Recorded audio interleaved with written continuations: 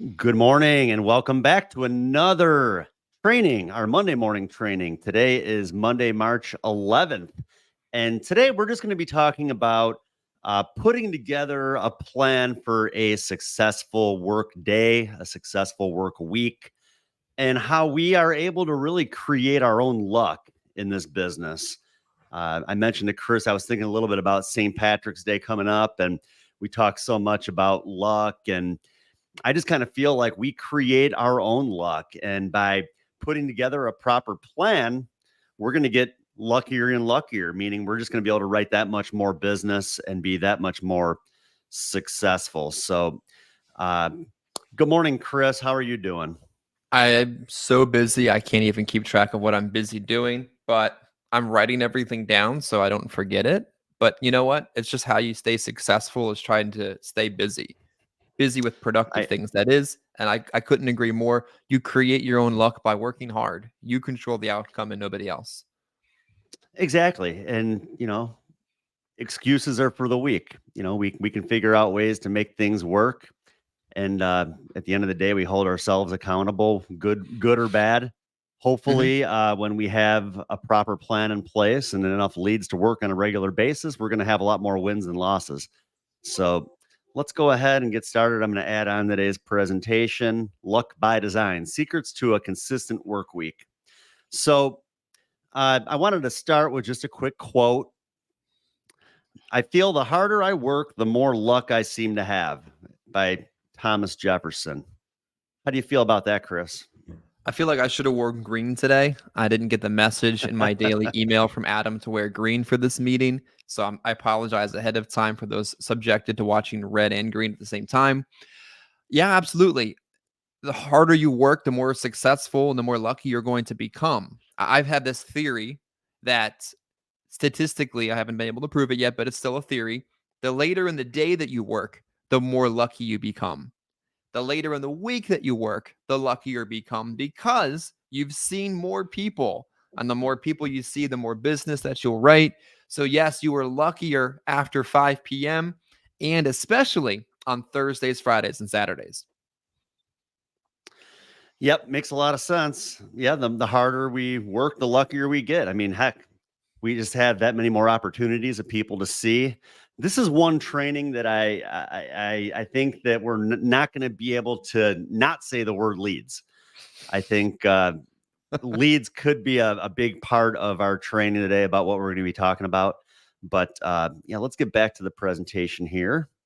Let's see, where are we at? Okay, so I wanted to start just four things that I feel are crucial to your success and even planning a productive work week. Uh, you got to be able to manage your money. Money management is crucial. Uh, I mean, without being able to manage your money properly, the next two or three steps are going to be pretty difficult. So I'd say step one, you got to be able to manage your money. You got to have a consistent lead order. And, we talk about direct mail leads, we talk about Facebook leads, and we'll get into specifics on these in a minute. I'm just going to go through the four first, and then we can kind of go back through each one of them. Having some structure, I think, is very important when that comes to knowing what your week is going to look like, when that comes to knowing what you're going to do when you get into a home. So, structure is also important, and work ethic. You can have the best money management in the world and have plenty of money set aside for leads. You could be placing lead orders on a regular basis. You could have a presentation down and know what your week's going to look like. But if you don't go out there and act, well, what good are the first three steps? You got to have a good work ethic. You got to be willing to put the time in. And that's how you're going to get luckier and luckier, by putting yourself out there and seeing more people, having that many more opportunities. So, yeah, the first one, money management, like I mentioned, setting money aside is crucial if you want to have long-term success in the business. Uh, I have seen agents in and out of the business because they were horrible at managing their money. I had one guy, he was really, really good at sales. I mean, he went out, he wrote a ton of business for, I would say, probably maybe a good few months. And I'm like, man, this guy, he's going to be a long-term top producer. But he was not good at managing his money. He spent way too much of his money. He didn't set money aside for leads. And then what happened was he ended up in uh, desperation mode, I guess you could say. Started doing things he shouldn't have been doing. I caught him replacing his own business, and I let him go because those are just things that you can't do. So again, sometimes I think when people have money issues, maybe they tend to do stuff they're not supposed to be doing. Well, step Absolutely. one, let's figure out how to get your money situated properly first. So then you're never going to have to result to being in that desperation mode of figuring out any way possible to make a sale, even if it's things that you're not supposed to be doing. You absolutely make the worst decisions when you're operating in desperation mode, because when you're operating in desperation mode, you're also operating probably in fight or flight mode. And fight or flight mode is not designed for logical, rational decision making. It's survive or die. And if you're operating in that mode, you're cutting corners, you're skipping orders, you're making bad decisions, you're hard closing. And guess what? It ends up happening. You're out of the business. So whatever you're doing, if you feel like you're in desperation mode right now while you're watching this video, reach out to us privately. Let's talk through what's going on, why that's happening, and how to fix it. Because guess what? It's typically a pretty fixable problem. Adam, I got to tell you a funny story, though, about money management that I think you would find amusing. Okay. Nothing to do with St. Patrick's Day, but should be a good lesson to those watching. I did a lead order once with a great vendor. Need a lead. You guys are welcome to sponsor us if you watch this. And I ordered a bunch of leads. I don't even know how many. Probably about $8,000 worth of leads at one point in time. And it was kind of for me and a couple other agents. And I just gave them my card. I got the leads. I didn't have time or energy or effort to put into that in-between part. And then one day I looked at my bank statement and I'm like, I was bank drafted for $8,000. That doesn't seem right. I don't believe I ordered that many leads now that I think about it. And I called them and I was not angry. I was not upset. Getting angry at someone typically doesn't solve any problem. And I said, it's strange. And they're like, what's that? You bank drafted me for $8,000. And I don't think that's correct. And they're like, oh, crap. It was supposed to be $800. Wow. Yeah. So they fixed it. They fixed it the very next day. Moral of the story is you should probably check your statements just to make sure, but you shouldn't be so wrapped up in your statements you're not actually making money. There's like a balancing act to it, Ironically, I had more than $8,000 for them to bank draft that from my account without going broke. That's a good thing. But you should check to make sure they're not doing that you see where I'm going with that? It's kind of a balancing act.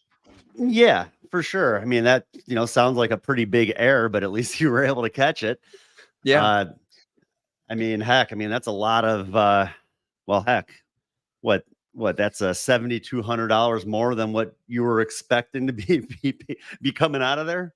Yeah. So, I track how much goes in my account. I track that I'm paid for the business that I write. I know that if a certain amount goes in, the rest will work itself out. But I need to do a better job myself of reviewing statements, my bank statement, my credit card statements, to make sure those kind of things don't happen. But I'm so busy working that I kind of have to slow down a little bit to do a better job at that myself. Yeah. Well, one thing I think I would add to that, kind of on the other side, is I've seen agents fail because they're over analytical.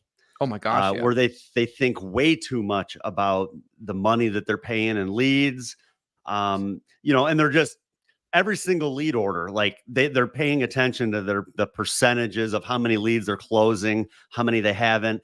Heck, I've had lead orders where I'll order 30 leads and I'll write 15 of them. I've had other lead orders where I'll order 30 leads and I'll write 2 of them.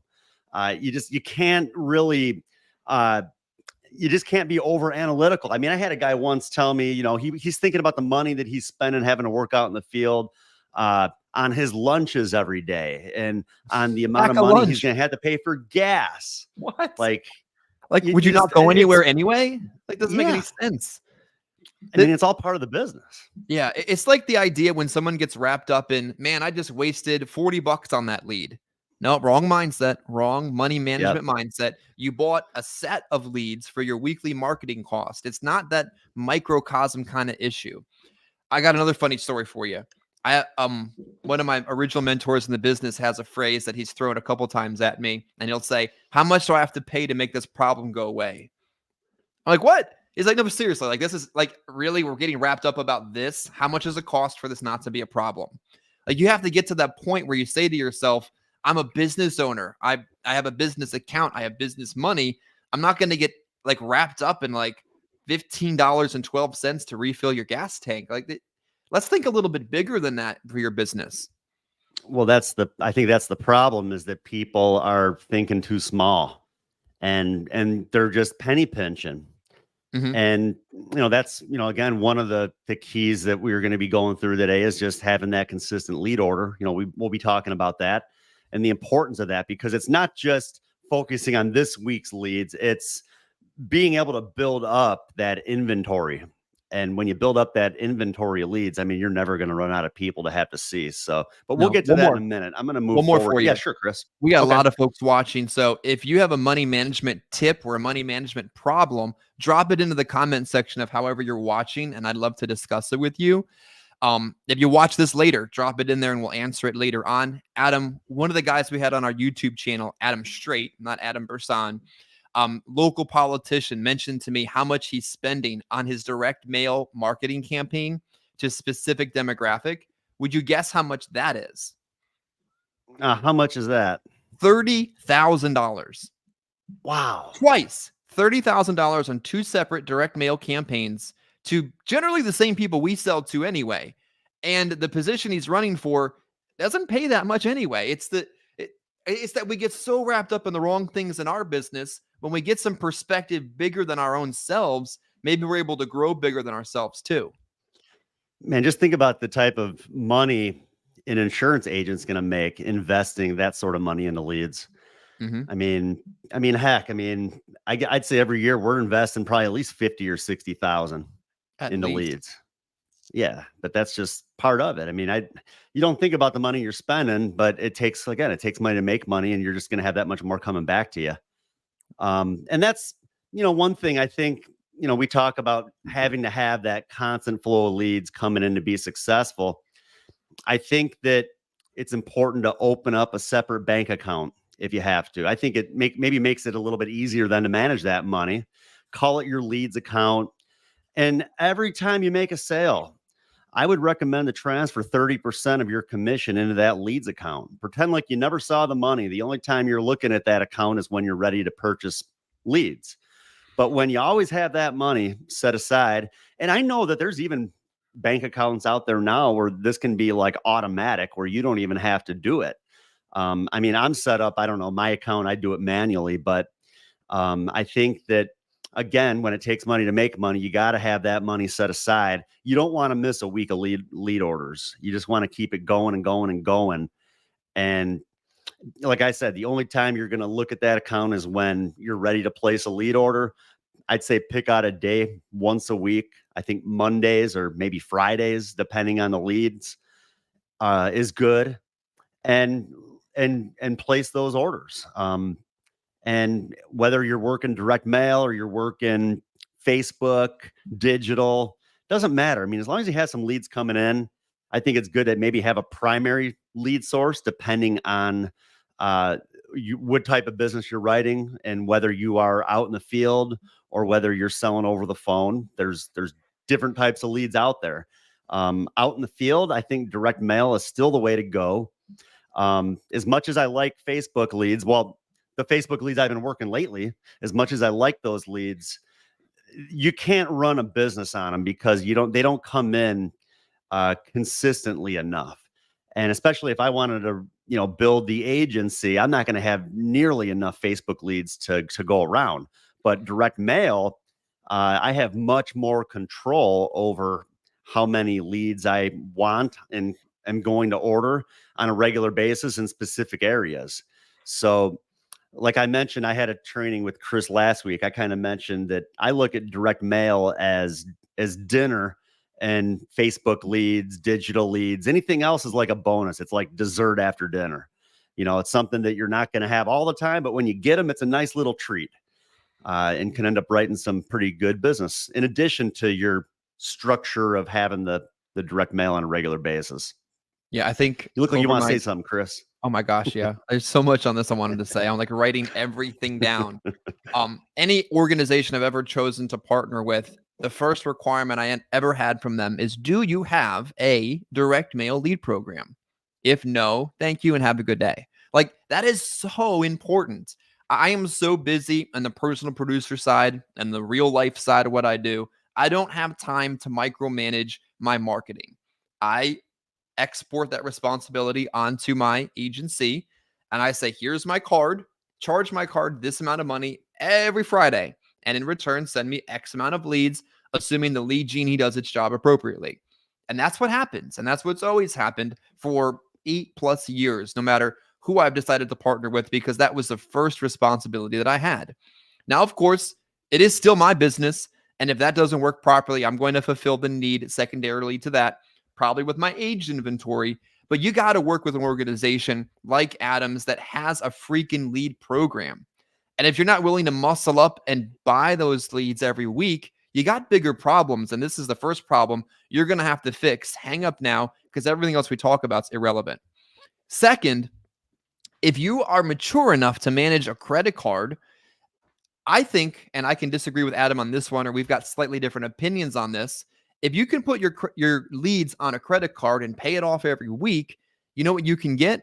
Reward points, free flights, free hotel rooms, expedited boarding, better seating, free bags, all kinds of cool crap, because you have to spend the money anyway. So why not earn the reward points if you're responsible enough to manage a credit card? Yeah, that's it. That's the key. I mean, I think you put them on a credit card, but yeah, you got to be sure to pay them off right away. You make a sale and pay those leads down, and heck, now you can place another lead order. Yeah. I'm going So, to be and executive platinum just off of freaking lead orders with American Airlines, I wow, think. yeah, that's pretty cool. And that's something too, especially even if someone's brand new to the business, doesn't have a whole lot of money for leads. Well, you gotta believe in yourself. You got to bet on yourself, and you got to be willing to invest in yourself. Yeah, grow a set. Like, And geez. yeah, and so I mean that's it. I mean, heck, if you gotta pull out a credit card, if you have to apply for a credit card even in order to place that lead order, you got to be confident knowing that you're going to make sales. You're going to be able to take those leads and you're going to be able to turn $600 into $3,000 or $4,000 pretty easily. Mhm. Especially when you're working with people that are willing to help you and support you and train you. And I mean, heck, I take guys out almost every week. I lately have had somebody out in the car with me. And so to me, that's just the best way to learn. I mean, learn from people that know the business better than you, that can help you and give you that confidence to know that, heck, if they know how to do it, just follow what they're doing and you should be all right. One of the best business decisions I ever made when I got into the business, not only did I do exactly what I was told to do, I got into the business with barely any money. Like, who gets into this business rich? Very few people. I had just enough money set aside that if this didn't work, I wasn't going to be homeless. That was it. But what I did is I opened up a credit card. I don't know who it was with. It doesn't matter at the time. It was a no interest credit card for 6 months. Seemed like a good idea. And I put my leads on that credit card. And every Friday when that card was charged, the very next thing that I did was I paid it off. But that credit card gave me the opportunity to get leads every week, even though I was afraid to do so. It gave me that peace of mind more than it did the credit. Then every week, charged, paid, charged, paid, charged, paid. And one day I got rid of it. But the point was, I started the program the right way. I used that card as leverage to be able to get going. I never let it get away with myself, but I bet on myself without. I mean, betting on yourself is one thing, but if you don't have people to see, you're still just betting on thin air. So be resourceful. Yes. And again, even like, I'm doing a little bit with the lead financing with some of my local guys.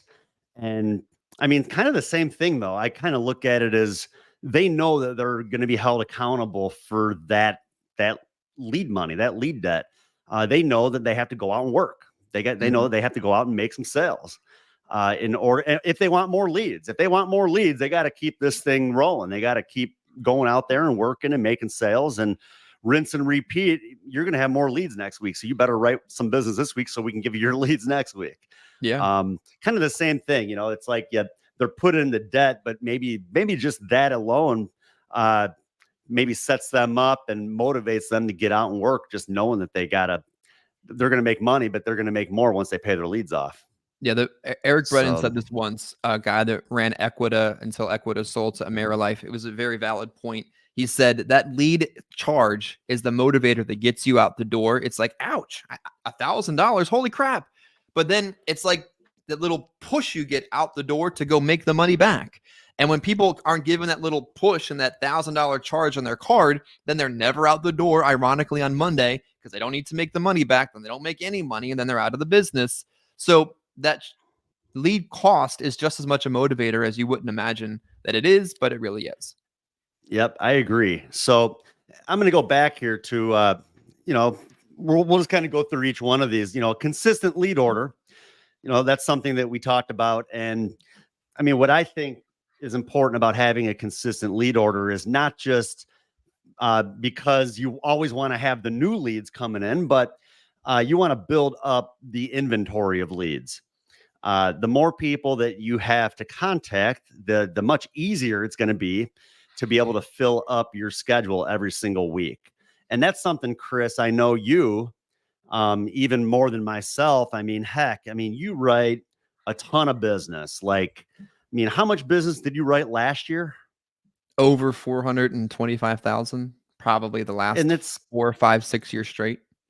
Okay. So over 400,000 in premium.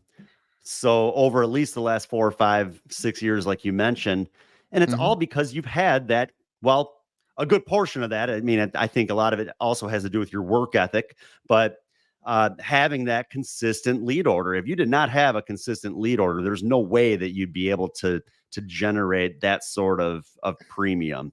And why don't you kind of explain a little bit too, kind of like what I'm talking about, not just because you want the new leads, but because it's going to fill up your inventory.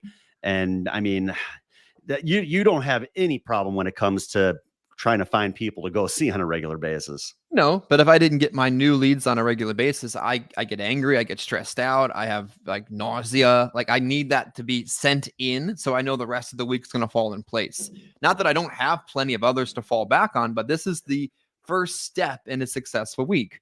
That consistent lead order, you got to recognize one thing if you're watching this, and there's quite a few people watching today, so subscribe to the channel if you haven't already. You have a batting average, like whatever your batting average is. Maybe you're a 300 hitter, maybe you're a 280 hitter, maybe you're a 200 hitter, whatever your batting average is. That means that off of a set of 20 leads, you're going to write that amount of business, hell or high water. That's your average. Accept it. That's okay to accept. But once you write that amount of business off of that amount of leads, you probably should just throw that out. Like probably, I'm not suggesting it, but mentally you should take those leads, throw them out and buy 20 more, 30 more, 40 more, whatever your consistent amount is. Once you recognize what your batting average is, you take more of the emotion out of the business, because the only emotion in the insurance industry is your emotion. The rest of this is all of a math formula, really. So what happens, Adam, is the agent will buy that, say, 20 leads, and they have a 250 batting average, and then they don't buy any more leads. So instead of that same batting average, now there's no balls being thrown at them for them to hit. So they're just plain striking out. Like whatever baseball reference we want to make here, we could continue to do so. But the simple fact is that you got to have them every week to be able to do something. And without that, you're done. Well, yeah, and there's that carryover. You're going to write business from last week's leads, from a month ago, from 2 months ago, maybe. You're also going to write a lot off of the leads that you just had that came in this week. But again, it's just a matter of having that steady flow on a regular basis. The rest of them are to guys. Oh yeah, I'll talk to guys that they'll place a lead order, and then I'll ask them, did you place an order for this week, or do you have new leads coming in this week? Oh well, I'm still kind of running through the ones from last week. Um, I want to run through those a little bit more before I order anymore. And to me, it's not the right mindset to have, because I mean, you can blow through those leads pretty quickly. And I know from experience, I mean, I've taken weeks off on leads and it ends up kicking me in the butt. Hmm. Um, when I have that steady flow of leads on a regular basis, well, my numbers are much more consistent as well. Yeah. Kind of like what you said, you can almost kind of predict the outcome. You can predict based off of how many leads you have on a regular basis, what you should be able to expect to write on a regular basis when you have those leads consistently coming in. So, Yeah. uh, Two more things. I had that yeah, happen once and I didn't really understand it until I witnessed it.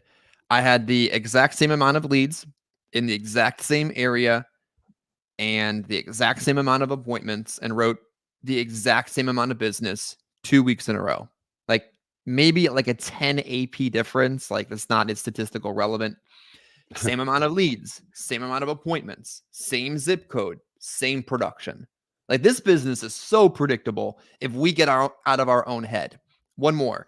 If you have a set of 20 leads, if you're watching right now, write this down for me because you got to believe this if you're going to understand why you have to do this every week. In a set of 20 leads, Adam, there's 5 to 10 leads that you're going to get in front of with an average amount of work, an average amount of skill, and write an average amount of business. Five to 10 of those leads you'll get in front of. Lead 11 through 15, you might find a week later, a month later, a year later, by brute force effort, the 60th hour, you might find it. That's where you find the movable middle. Lead 16 through 20, you're never going to find. Or they're not going to buy no matter what, or they're not qualified to buy, or they don't speak a language or have no source of income. They're just junk. Whatever the reason is, those 5 leads out of your 20 are junk. 5 to 6 you'll find someday in the future. The first 10 you'll find by just doing your job. But if you take that same 20 into the next week, what's left? The stuff that you're never going to sell and the stuff that you're lucky to ever find. Like, why would you do that to yourself? yeah, I don't know. But yeah, I like what you said there. It makes a lot of sense. You can't, that's why, kind of like what I was saying, you can't just work and work and work and work the same 25 leads until you are able to disposition every single one of them. You It's won't. not going to happen. I mean, you're going to run into people that just, or you're going to run into situations where, like you said, there's probably at least a good 5 or 6 leads out of 25 that you're just never going to be able to get a hold of. And You then can 5 door more you're knock never it going to 20 close. times. Yeah. Yeah. You could door knock it 20 times. You could call it 50 times and just nothing. Just, you got to move on. But what's funny though, I mean, I build up that inventory of leads, and now with the local guys that I have working with me, heck, I give them all of my old direct mail to kind of fill in their gaps. And heck, one of our guys, his first sale on Saturday night was off of a direct mail lead that I gave him that was from like July of last year. There you go. So you just never know, and I guess that's a whole nother topic, but treat leads all the same, whether it's 2 days old or 2 years old. It's all in your head. There's a reason people fill the thing out. And heck, I tried a number of times to reach these leads, wasn't able to get them, but heck, they're trying, and maybe they have a little bit more time than I do out in the field, and they're having success even on the age leads. And I've had success on age leads in the past as well. I always tell my guys, I'm not going to set you guys up to fail. I'm not going to give you leads sending you on a wild goose chase just for the heck of it. Like, I know that there's a business that you can write off of those leads, or I wouldn't be giving them to you. Yeah. So, If age leads are the appetizer, digital leads are the dessert, direct mail is the meal you eat every day. Adam, yeah, there you I go. heard someone say you need to spend your monthly mortgage or rent amount each week on your leads. So however much your mortgage is, 100, 1,000, 2,000, 3,000, whatever it is, approximately that much money you should be spending on your weekly lead order. And if you do that, you will write enough business to make enough money to make it from week to week. That's another example I heard before. Man, I don't know. I'd be buying way too many leads. Yeah, maybe. Maybe, maybe not. But structure, again, yeah, having the leads is great. Managing your money, yes, both crucial. But we have to have some structure to our week. We have to have some structure, as I mentioned at the beginning, when it comes to learning a presentation. I think presentation is crucial when it comes to just being prepared and you show up and just you're on point. Uh, a lot of times, heck, you run into a home and someone's just a big talker, and you're trying to go through your presentation step by step, and they just keep talking. They catch you off guard, and it's kind of hard to get back on point if you're just out there winging it, where you don't really kind of have that structure. And I think having a presentation is good, especially if you have like some key closing points, I guess you could say. It's kind of like what I call them. I have like closing questions, just uh things that I say, questions that I ask to kind of put the client in the right mindset, remembering of why this is so important. But and maybe next week when you're gone, Chris, maybe I'll go through that. Maybe I'll go through the presentation again. I think it's been a while since I've gone through my presentation with people, but just having that structure. And I mean, I've written a lot more business. I mean, my whole thing when I left my prior company and I knew I was going to have to get back out in the field. I mean, heck, I knew you wrote a lot of business in a limited amount of time out in the field because Mhm. I still wanted to build and grow and work with agents and still be able to have time to recruit. And that's where even like today, Monday and Friday are my office days. And then I'm just out in the field Tuesday, Wednesday, Thursday. And I picked up on that from you because that's kind of like what you were doing, at least at the time. Mhm. Why don't you explain kind of your structure to your work week? I mean, heck, I mean, I think a lot of people would like to know if you're writing 400,000 a year in premium. People probably would like to know those specifics. How many leads is this guy working? How many appointments is he setting? And just, how is that all laid out? Absolutely. I'm going to give you a story though, and then I'll give you that information. And if you're Sure. watching and I'm about to give away one of my biggest secrets, share the content, like it, comment below. This is like super beneficial you're about to hear. First, Adam, if you were to go on a road trip, and you always put me on the screen all big and stuff, it's big. If you were to go on a road trip from Chicago to Baltimore, would you do any kind? Would you have a structure to your trip, or would you just run out the door, jump into your car, and start driving?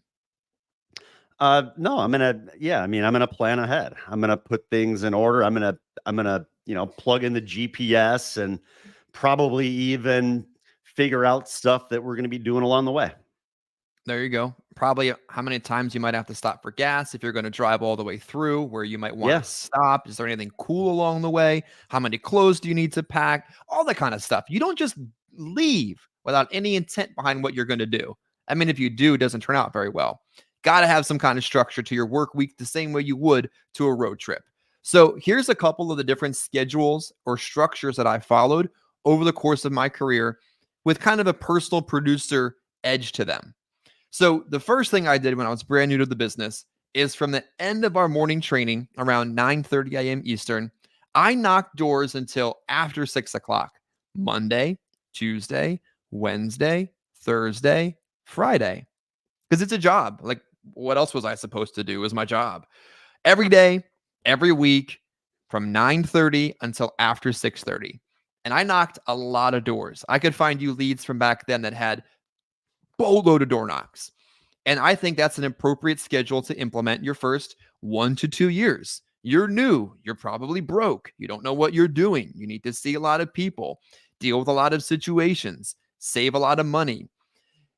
That's important. That's the first schedule I did, Monday to Friday, end of our morning training until 6:30. And then the second schedule I operated in, probably in year 2 or 3, my kids got older, their schedules changed, they had to come home from school, all kind of little variables like that took place.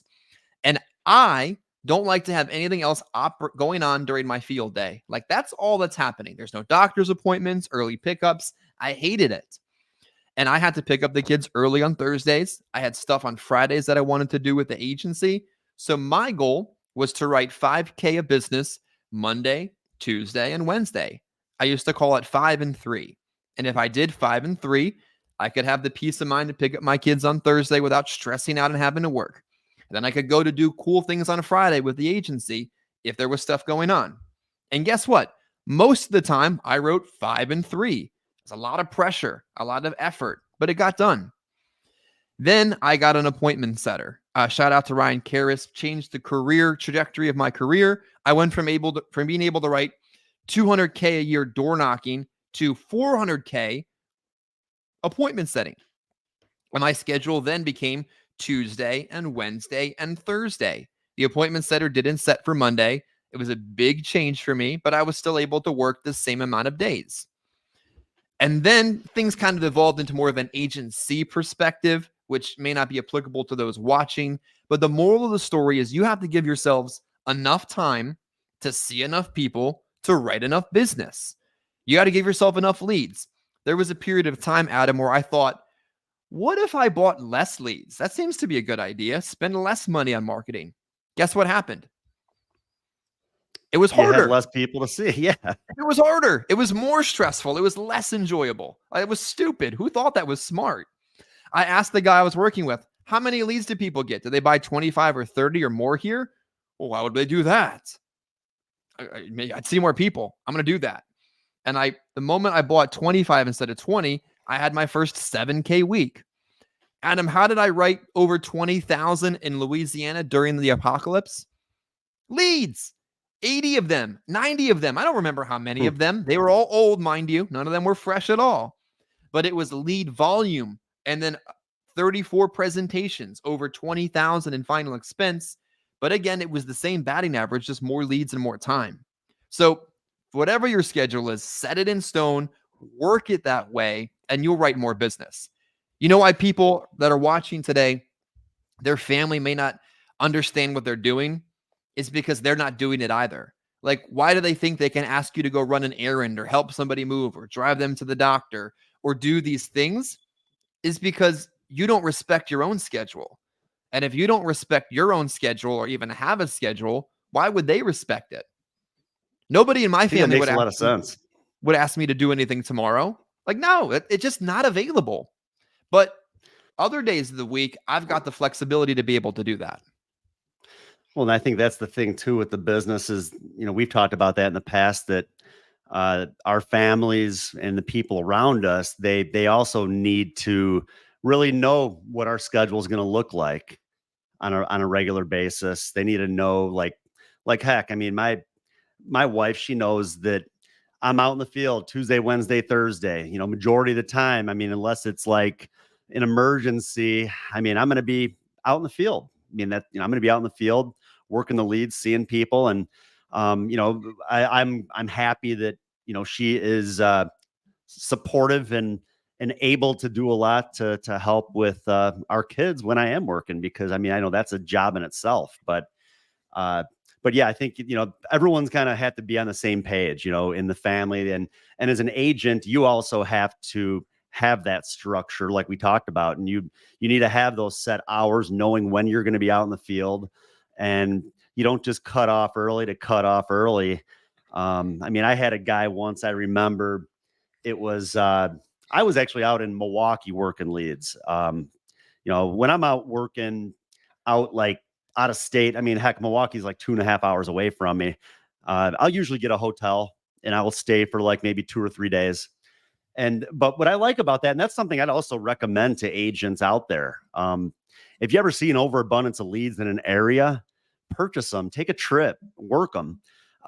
Because when you are away from home, you have like very little distractions, and your sole focus is just on working. And you're also urgent to write business, because once you leave that area, you don't know when you're going to be back. You won't. So, I'll go out to Milwaukee and work leads, and I mean, heck, I would write 6,000 in premium in a day or two pretty easily, because I was urgent with making sure I saw as many people as I could. I wouldn't let people tell me that they needed to see me at a later time, because I can't. I'm not going to be around. It's either now or never. Mm-hmm. But I think that's something too. You take a trip like that, you could kind of instill those same sort of things when you get home. with that same kind of urgency and just let people know that this is it. I'm here today. I can't come back. But anyways, yeah, I Let was me in Milwaukee, worked in Leeds, and I had a guy. It was like 7 o'clock at night. Oh This wow. time of year, we just changed the clocks. It's going to stay light out later now. And I had an agent call me.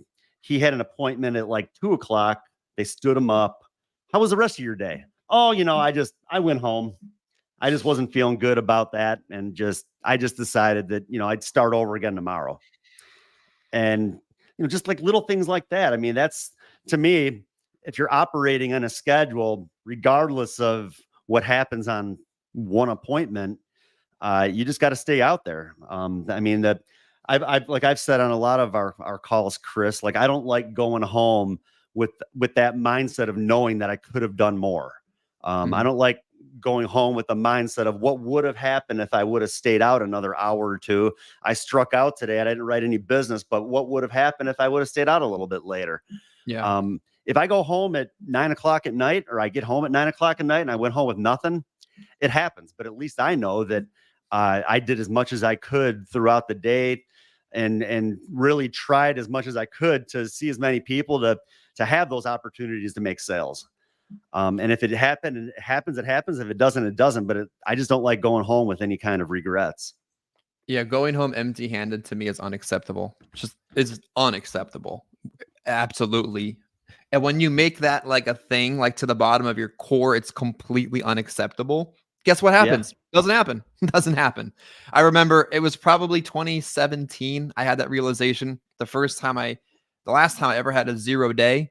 And of course, it can happen, especially when you're new. You don't have a book of business, things to fall back on, blah, blah, blah.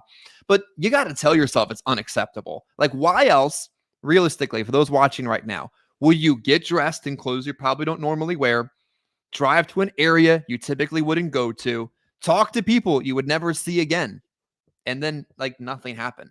Like, why? What else are you doing this for? You're there to write business. Go write business.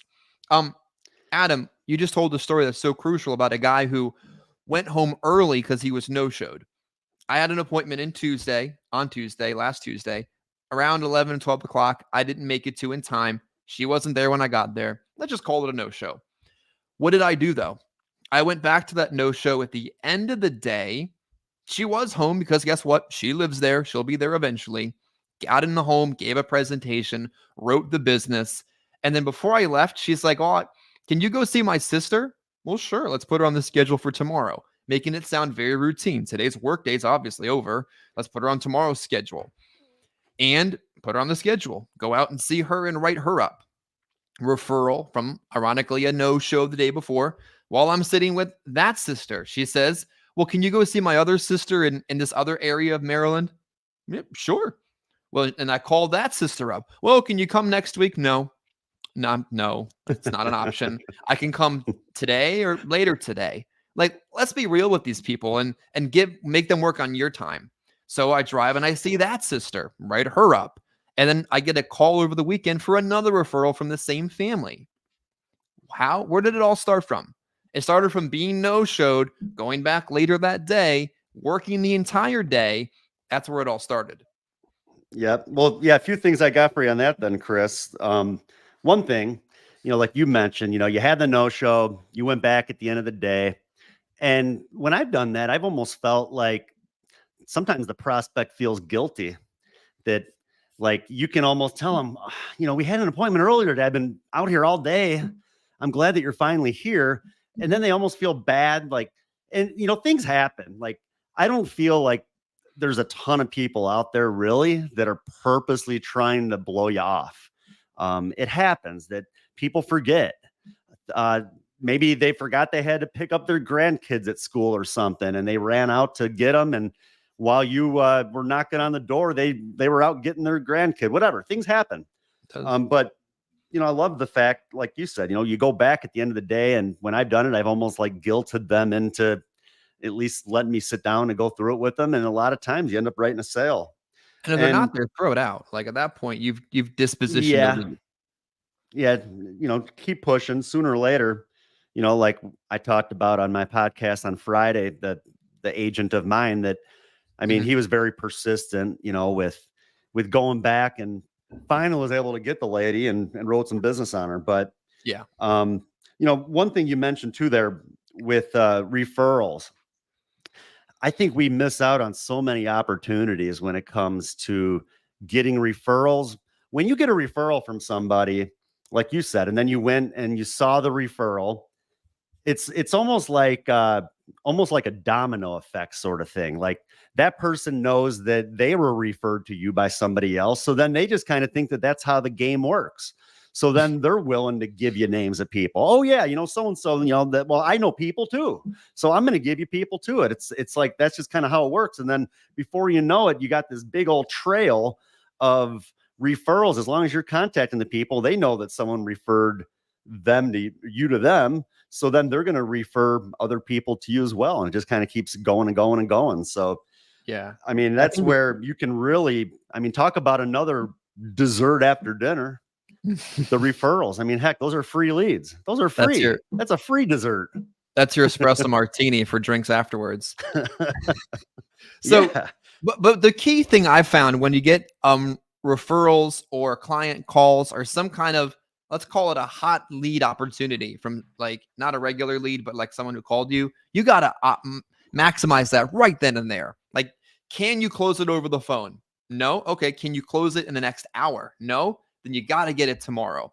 You can't push this crap off days and weeks later. The whole desire has changed. The feelings have shifted. The policies were delivered. Like I had multiple other appointments that Wednesday afternoon when that referral opportunity popped up. But I said to myself, this is a far better quality chance than an appointment. So I went to that one, I closed that one, and then circled back to the appointments. And guess what? Most of them were still there anyway. Yeah. And that's another thing too, that I know you've heard me say a lot is teaching agents to plan their day as though their appointments are not going to be home. Mhm. Always know where you're going to be going next. If you have the appointment, it's a no-show, and you got 2 hours before your next. Well, what are you going to do within those 2 hours? And you don't want to spend that time shuffling through your leads trying to figure out where you're going to go next. Do that the night before. All right. So if my first appointment's not there, well, I got an hour and a half to kill. Who else do I have to see in that area that I can either catch up on that's an existing policy holder, maybe some other leads from the past? Let's always plan ahead to kind of know your next move. And honestly, the no shows don't feel as bad if you kind of plan ahead for it. If you know that there's a good chance that they're not going to be there. But Let me like I said, I mean, you're going to make more money when you've planned ahead and you already kind of have a route in order if that lead's not home or that appointment's not home than if you're just shuffling around trying to figure out what to do for the next hour before your oh, next appointment. oh God, no. I have an entire a note file on Notability right now called Baltimore Bees. It's obviously not the Orioles, that's the O's. Baltimore Bees are backup opportunities from the last time I was there, the people I could go back and see. And then I've got my leads, and I got so many backup opportunities that if someone's not there, I have other things that I need to do. But when we're talking schedule, one more point on schedule, you were talking about travel trips or sales blitzes, whatever term you want to Yeah. use. You got to do them. Like, I know it's inconvenient. I know it's tough to shuffle the kids around. I know nobody wants to travel, but you got to try it, especially early on in your career. What if I told you if you did it, you were nearly guaranteed to write 7, 10, 12, 15, $20,000 of production? Then you would do it. You got to go where there are leads, and we've got leads all over the country. And you go and you get a hotel and you stay there. You fly in on Monday night. You work Tuesday, Wednesday, Thursday, Friday, 4 solid days. And then you treat yourself to something cool in that area. Maybe it's Bourbon Street. Maybe it's something cool about where you are to kind of reward yourself for where you went. You travel back Saturday afternoon. You're back home with the family and you're set. Like, you've gotten yourself out of your comfort zone. You stretched your limits. You've shown yourself what you can do with enough leads. It's a game changer to what you can do with your career if you're willing to do these kind of travel trips. When I think it really leads into the last point that I had on here is work ethic. Uh, I think that taking a trip like that, that's going to help to instill a good a good work ethic. Uh, because like I mentioned earlier, when you're out there, there's nothing else you have going on. I mean, if you have a bunch of leads and you know that you're only going to be there for maybe two days, maybe 3 days at most, like you're going to do whatever you can to reach those people. You're going to be probably getting up earlier to try to catch them. You're probably going to be even staying out later, because what else are you going to do? Sit around at the hotel bar, like, No, some $90 a or night hang out in your hotel. hotel room? Yeah, No. like, I mean, you're so solely focused on the task at hand. Yeah. And so, like I said, I mean, kind of doing that, I think someone could take a trip like that and get home and maybe improve their work ethic because of the trip that they had taken. Because again, I mean, work ethic, as I put on there, the number 4 point, uh, all the other steps don't matter if you don't take some action, if you don't go to work. Mhm. And I've said that before. You could hop on as many of these trainings as you want. You could take as many notes as you want. You could be great at managing your money. You could be placing all these lead orders. I had a guy actually that used to come on my trainings every single Monday. Every single Monday, he's on my trainings and he's even asking questions, putting stuff in the comments section and Oh, stuff, ordering damn. leads.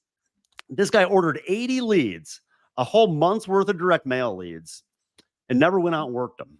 That's sad. So, we've talked about that too, Chris, the whole getting ready to get ready. Like my Oh, that's presentations is not quite right. Does your client know your presentation? Have they ever heard you do it? Are they going to critique you on your mistakes? sad. Like You they missed don't know step your 6. presentation. What the heck? That The wasn't the best way you're correct going to learn 3 option your close. yeah, the best way you're going to learn your presentation is just by getting out there and doing it. I mean, Yeah. God, how many times have I failed in a home, got back to my car, and just kind of sat there and thought, man, what could I have done differently? What could I have done better? So next time I'm going to be able to maybe make a sale. Yeah. Self-evaluation is important, but you got to be able to get out there and see the people, and otherwise don't even waste your time ordering leads. Don't waste your Yeah. time learning a presentation. You got to take action. I think it's hilarious. Even on our worst days, like everything in your personal life could be going wrong. And it all happens to everybody. No one's uniquely special here. All the good happens to you and all the bad happens to you equal. On your worst days, where you barely made it out the door and your car looks like heck and you look like heck, you're still better dressed than they are. Like, I love my clients, but let's be real. They're half naked half the time. You still know the business more than they do. You still have better carrier options than they do. Like, you are still in a better position to help them even at your worst. You just got to show up. Adam, I think what's crucial as we bridge the concept of structure to work ethic is, until you're responsible enough to do this, you got to work far enough away from home that is mentally inconvenient to go home.